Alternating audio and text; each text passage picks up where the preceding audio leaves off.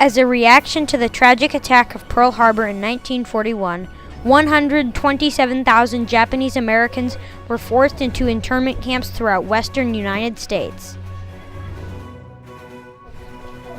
On Sunday, December 7, 1941, before 8 a.m. at Pearl Harbor, Hawaii, a huge surprise attack with hundreds of Japanese fighter planes came to the base and destroyed or damaged 20 American naval vessels, including 8 battleships and over 300 planes.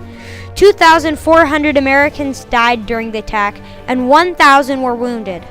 On December 8, 1941, one day after the attack, President Franklin Delano Roosevelt gave one of his most famous speeches, calling the attack of Pearl Harbor a day that will live in infamy.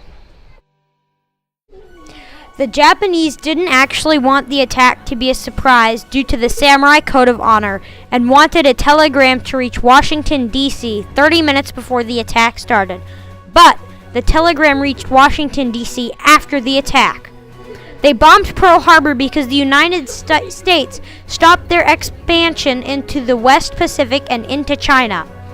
After many debates, on February 12, 1941, President Franklin D. Roosevelt signed Executive Order 9066, forcing about 127,000 enemy aliens into restricted areas, despite the opposition of many political figures. Order 9066 was legal due to Executive Order 8972. Order 8972 allowed the Secretary of War and the Secretary of the Navy to take precautions to protect our country during war. In mid-March, the government created a curfew that required all Japanese on the West Coast to stay in their home from 8 a.m. to 6 p.m. They couldn't travel more than 15 miles from their home, and their bank assets have been frozen. Japanese Americans could only bring few belongings, and they couldn't bring any pets. The internment camps gave the rule that the internees could not be paid more than an army private. The jobs ranged from occupations such as teacher and doctor. Over 1,000 internees were sent to the other states for seasonal farm work.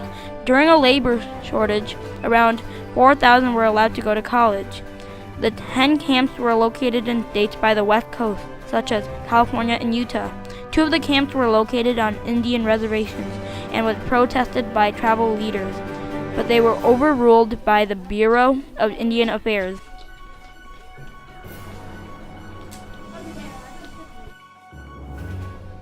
In the camps, there were riots, one of the most widely known being the riot at Manzanar. All internees over the age of 17 in 1943 were asked 2 questions as a loyalty test.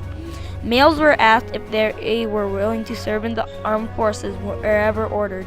Females were asked if they were willing to serve in the Army Nurse Corps or Women's Army Corps. They were also asked for allegiance to the United States of America and defend the United States from any attack by foreign forces, and give up any form of allegiance to any other foreign government or power.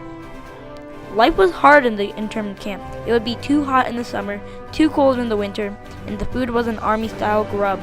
Health studies showed that the camps would shorten the life expectancy of the people that would go to them by 2.5 years. Many internees died by inadequate medical care.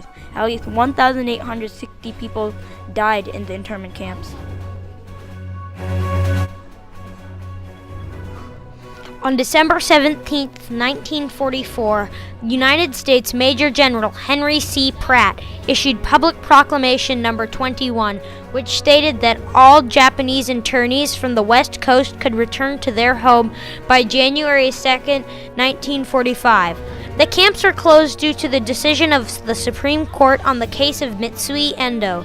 Mitsui Endo was the child of Japanese immigrants from Sacramento, California. Mitsui Endo was brought into the case because of John C. Purcell, a lawyer looking for a suitable plaintiff. Purcell settled on Mitsui partially because she had a brother in the army, was a Methodist, and had never been to Japan.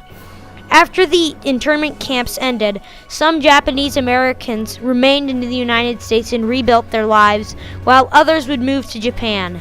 After the war, only 10 people, all Caucasian spies, were caught. In 1988, President Ronald Reagan signed a bill that gave surviving internees $20,000 attempting to apologize. Only 60,000 prisoners of the internment camps were alive in 1988. Milton Eisenhower, a professor at the University of Kansas, justified internment camps of Japanese Americans. He said, when Japanese attacked Pearl Harbor, our west coast became a potential combat zone.